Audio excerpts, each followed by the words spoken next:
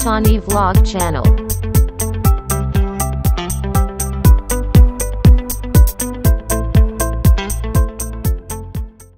Sejarah kehidupan selalu ada karya Allah, tangan Tuhan yang tidak pernah kita duga. Bagaimana konsep dari teologi gereja Katolik itu melihat ada 3 persekutuan umat Tuhan. Seringkali disebut sebagai persekutuan umat Allah itu kan disebut eklesia. Jadi para kudus itu sering disebut sebagai eklesia triumphans. Orang-orang yang sudah dimuliakan Tuhan karena hidup mereka dan juga karena kerahiman Allah. Dan di kedua adalah eklesia penitens. Itu saudara-saudara kita yang masih di dalam api penyucian. Mereka butuh didoakan, butuh tetap tidak dilupakan oleh orang-orang yang masih hidup. Mereka masih membutuhkan pertolongan dari orang-orang yang masih hidup. Lalu istilah yang ketiga yang bagi saya menarik, gereja, persekutuan gereja bagi kita yang masih hidup disebutnya sebagai eklesia militans. Apa artinya? Eklesia militans itu berarti adalah gereja yang masih berjuang, gereja yang masih struggle dengan kehidupannya. Maka kalau permenungan kita pada malam hari ini sebagai teladan, bagaimana seorang pewarta menjadi teladan kehidupan beriman, tentunya teladan ini tidak bisa di belakang, teladan itu harus di depan. Dan tentu teladan di depan kita itu siapa kalau bukan Kristus. Jadi kita itu harus memberi teladan, harus menjadi cerminan yang benar, baik, tidak menyesatkan dari pribadi Kristus. Maka kalau kita menjadi cerminan teladan pribadi Kristus, rasanya adalah hal yang mutlak kita mengenal Kristus. Adalah hal yang paling mendasar kita tahu Yesus dengan benar. Maka mari kita coba lihat bagaimana keteladanan itu diperlihatkan oleh para rasul. Dalam Injil Markus, bab 3 ayat 13 ayat 9 sampai 19, kita bisa melihat apa yang terjadi waktu Yesus memanggil para rasul. Naiklah Yesus ke atas bukit, ia memanggil orang-orang yang dikehendakinya, dan mereka pun datang kepadanya. Ia menetapkan 12 orang untuk menyertai dia, dan untuk diutusnya memberitakan Injil, dan diberinya kuasa untuk mengusir setan. Ke-12 orang yang ditetapkannya ialah Simon yang diberi namanya Petrus, Yakobus anak Zebedeus, Yohanes saudara Yakobus, yang kedua-duanya diberi nama Boanerges, yang berarti anak-anak guru. Selanjutnya Andreas, Filipus, Bartolomeus, Matius, Thomas, Yakobus anak Alfeus, Tadeus, Simon orang Zelot, dan Yudas Iskariot yang mengkhianati dia. Bacaan Injil hari ini pun tentang apa? Tentang panggilan para murid yang pertama, tetapi lewat Injil Lukas. Namun kalau lihat nadanya Matius, Markus, Lukas, dan Yohanes, itu punya nada yang sama. Nadanya apa? Bahwa dalam kisah panggilan murid-murid pertama, Yesus memanggil para murid pertama-tama adalah untuk apa? Menyertai dia. Coba lihat di sini dikatakan ayat 14, ia menetapkan 12 orang untuk menyertai dia. Jadi, sebelum kata diutus, itu Yesus mengatakan menyertai. Itu berarti apa? Hidup kontemplatif, tinggal bersama dia. Hidup intim mendalam dengan Yesus. Ini prasyarat mutlak. Ini yang saya selalu melihat dalam Injil Yohanes tentang akulah pokok anggur dan kamulah ranting-rantingnya. Jadi kita itu jangan pernah lupa Allah mau bertindak melalui kita, namun pertama-tama di dalam diri kita. Itu yang menarik. Pertama-tama Allah mau bertindak di dalam diri kita. Yaitu apa? Tinggal menyertai Yesus. Jadi bagaimana dalam penyertaan ini kita melihat bahwa Allah sungguh mengasihi kita. Allah adalah pribadi bagi kita. Jadi saya selalu ingat kalau kita para seminaris itu selalu ada rekoleksi setiap bulan sekali, retret itu 1 tahun sekali. Setelah jadi frater pun demikian. Dan selalu dalam retret kami selalu satu hari itu minimal punya waktu 4 jam untuk berdoa meditasi pribadi. 4 jam. 4 jam meditasi pribadi minimal. Dan ini adalah sebuah perjuangan yang tidak mudah. Saya teringat sekali waktu retret para imam dengan Monsinyur Anisetus Sinaga, Bongsu Sinaga, selama 9 hari 8 malam. Dan itu retret diadakan di Medan, di Brastagi. Kami para pastor dari Bandung terbang ke Medan. Kami semua semangat dengan membayangkan, aduh di Medan itu paling terkenal adalah BPK, Babi Panggang Karo. Dan kita sudah berpikir pasti di rumah retret itu terkenal sekali susternya buat BPK-nya enak banget. Wah, kita itu sudah mikirin makan enak. Dalam bahasa Medannya tabohian. Tabohian itu dalam bahasa Jermannya hamce, dalam bahasa Jermannya. Dalam bahasa Sundanya ngeunah pisan. Kita sudah berpikir seperti itu. Kita sudah ngomong kayak gitu semuanya. Kita mau cari duren dan seterusnya. Dan waktu hari pertama, itu saya masih ingat kita berkumpul dengan begitu semangat para imam, retret para imam, imam OSC. Lalu Monsinyur itu berkata, para Romo, kita akan retret 9 hari 8 malam di sini bersama saya. Dan retret kita adalah retret Zen. Kita cuma masih diam. Karena retret Zen, maka dalam retret kita akan berpuasa selama 9 hari 8 malam.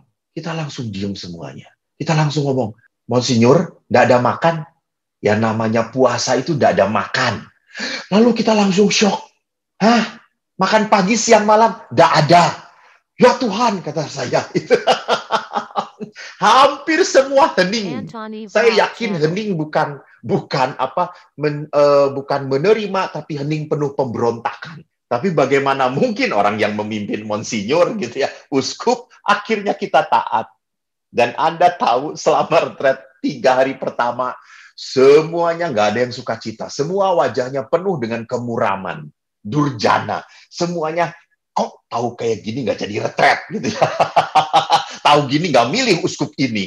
Retret kok kayak gini, udah bayar nggak makan lagi, bayarnya full, enak banget susernya. Kita semua ngedumel. Namun apa yang terjadi hari keempat, kelima, keenam, rupanya lama-lama kita makin terbiasa dengan penderitaan. Ini menarik. Terbiasa dengan penderitaan. Dan pada saat kita terbiasa dengan penderitaan, suara Allah semakin kita dengar. Jadi di situ akhirnya kita bisa menikmati kerahiman Tuhan. Jadi kerahiman Tuhan, kebaikan Allah, itu tidak dinikmati lewat sensasi biologis. Gampang toh kalau menikmati Tuhan dalam sensasi biologis, makan enak, disayang, dipeluk, gampang. Tapi bagaimana menikmati kekasih Allah, kebaikan Tuhan di dalam penderitaan, di dalam rasa lapar, di dalam doa yang 1 jam kita harus tangannya begini terus. Padahal sudah tidak makan 8 hari, tangan kita waktu berdoa harus seperti ini terus. Dalam kelemahan. Justru di situ akhirnya betul ada sukacita mengalir. Ini intimitas dengan Tuhan. Ini akhirnya kita bisa melihat sungguh, merasakan sungguh bahwa kasih Allah ada di dalam penderitaan kita. Bahkan kita merasakan bagaimana penderitaan kita tidak seberapa dengan penderitaan Yesus. Jadi ini hidup kontemplatif. Ini yang namanya apa? Hidup intim dengan Allah. Jadi ini yang paling harus kita rangkai. Ini adalah dasar dari sebuah bangunan pelayanan, dari sebuah bangunan pemuridan, dari sebuah bangunan perutusan. Maka setelah menyertai hidup intim bersama Yesus, baru mereka diutus untuk mewartakan kabar baik dan diberi kuasa oleh Tuhan. Jadi jangan pernah lupa kuasa yang diberikan oleh kita adalah dari Tuhan. Dan karena ini dari Tuhan, ya terserah Tuhan. Maka ada pewarta-pewarta yang punya kuasa mendoakan orang sampai resting. Ada orang-orang tertentu yang tidak diberi kuasa seperti itu. It's okay, tidak apa-apa.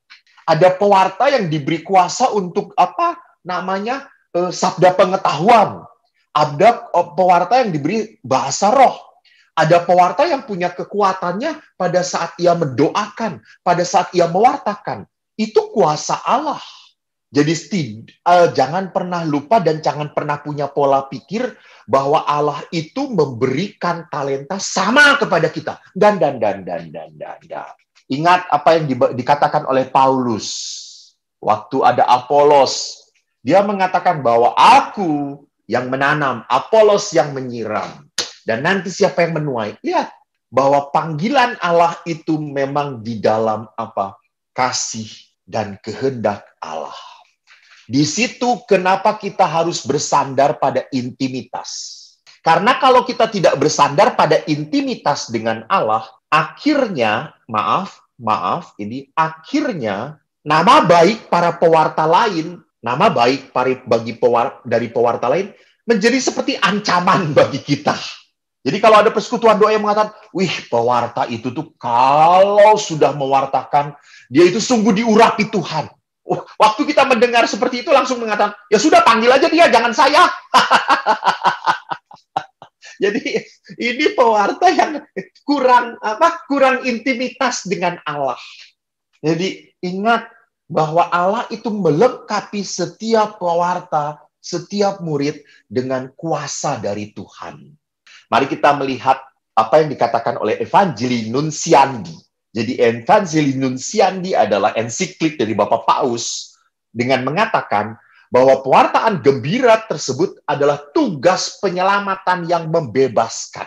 Jadi pewartaan itu yang paling utama dan paling penting adalah apa? Membebaskan. Jadi pewartaan kita harus menjadi warta berita kepada umat untuk membebaskan mereka dari dari kelekatan, dari kuasa kejahatan. Dari segala kuasa yang menghambat mereka menerima berkat Tuhan. Atau dari segala kuasa yang membuat mereka menjadi seorang pribadi yang sukacita. Menjadi seorang pribadi yang penuh. Nah, perhatikan bahwa kita dipanggil oleh Allah karena Allah ingin bekerja melalui kita, tetapi sekali lagi pertama-tama di dalam diri kita.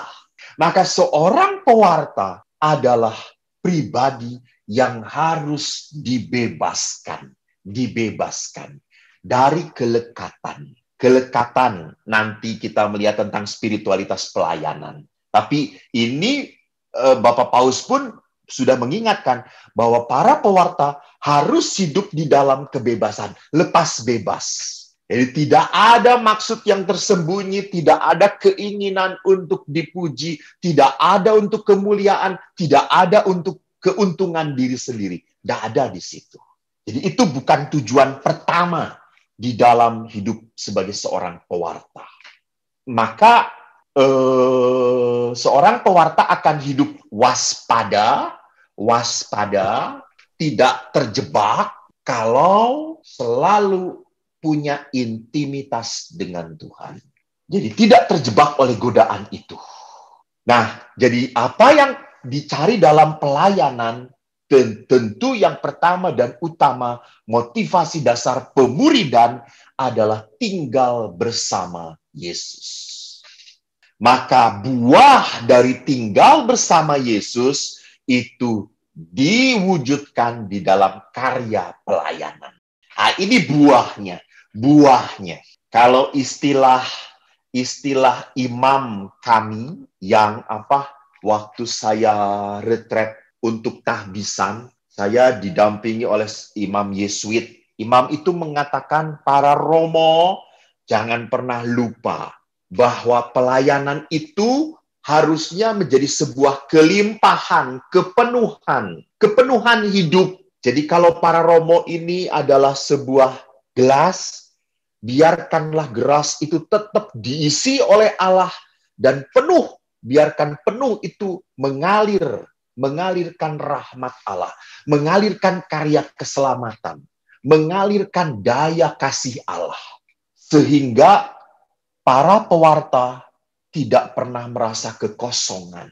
Jadi kalau kita hanya sebagai gelas lalu mengasihi numpah kepada umat, ngasih kepada umat, kita akan mengalami saat kekosongan, kehampaan. Dan pada saat kita mengalami kehampaan, kekosongan, disitulah akan ada kuasa-kuasa yang bukan dari Allah yang akan mengisi kekosongan itu. Jadi sekali lagi, karya dari pelayanan kita harus menjadi kelimpahan, kepenuhan dari intimitas kita dengan Tuhan. Kata-kata quo vadis, mau kemana engkau? Dan ini dikisahkan waktu Petrus, Simon, mau pergi dari Roma. Dia takut mati. Dan di jalan dia bertemu Yesus. Dan dia bertanya kepada Yesus, quo vadis, kau mau pergi kemana? Dan Yesus berkata, aku akan pergi ke Roma untuk disalibkan kembali. Dan akhirnya Petrus balik lagi ke Roma, dan akhirnya Petrus pun mati di Roma dengan disalib terbalik. Jadi mungkin pertanyaan ini pun harus menjadi pertanyaan kita. Apa yang Tuhan mau dengan pelayanan kita? Jadi apakah benar bahwa Allah sudah berkarya begitu besar dalam hidup kita? Saat-saat ini tuh saya kalau sedang istirahat gitu ya, saya nonton YouTube tentang kesurupan. Jadi kan kalau Anda lihat itu di Jawa Timur itu kan ada reok Ponorogo, ada kuda lumping. Itu yang nonton itu bisa kesurupan. Lalu saya pernah membayangkan, wah, kalau manusia itu kesurupan, Tuhan bisa hebat sekali. Jadi kalau manusia itu sudah dirasuki oleh Roh Allah, dia bisa dahsyat banget. Orang kerasukan setan aja dahsyat gitu ya. Orang kerasukan aja bisa gila banget gitu ya. Orang kerasukan setan itu paku bisa ditelan, dimakan. Apalagi kalau kesurupan Tuhan. Jadi apa yang saya mau perlihatkan, orang kalau sudah kerasukan Allah, maka kuasa Allah akan ada di dalam diri dia. Bukan berarti dia super power, bukan. Justru kalau orang kerasukan Allah, nanti bisa kita lihat bagaimana Paulus.